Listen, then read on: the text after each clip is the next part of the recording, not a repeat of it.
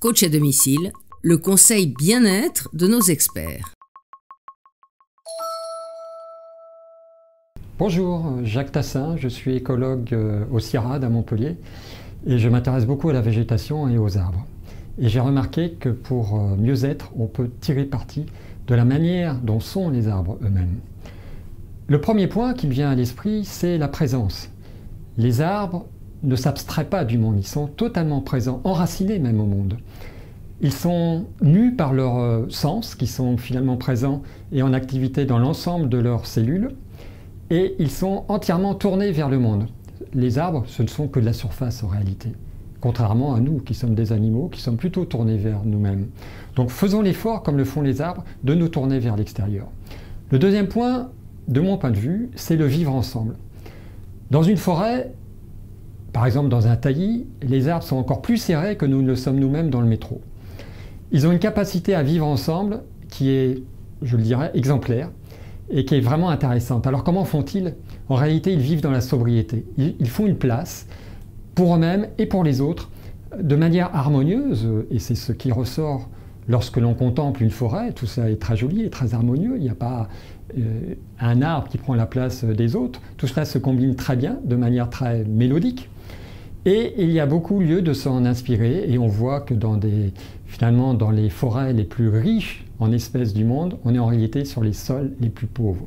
Le troisième point, c'est être souple, c'est-à-dire ne pas avoir d'idées arrêtées. Avoir des idées arrêtées nous condamne à un mode de vie qui est prédéterminé.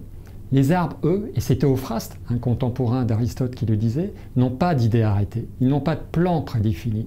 Nous, en tant qu'animaux, nous avons une forme prédéfinie. Les arbres n'en ont pas, ou très peu. Ils ont beaucoup de liberté et ils sont capables de composer avec l'ensemble du monde du mieux qu'ils peuvent. Le quatrième point, c'est la patience. Nous sommes très pressés, nous le savons, surtout dans nos environnements urbains. Nous ne prenons pas le temps de vivre le temps. Nous ne prenons pas le temps lui-même. Les arbres, eux, vivent dans la temporalité. Ils sont au présent.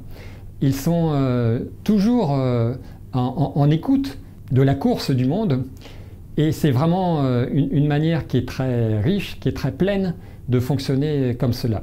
Le cinquième point, c'est la manière de ne pas laisser tomber. Un arbre ne laisse jamais tomber, il ne baisse jamais les bras. Il est toujours en disposition pour lutter contre l'adversité.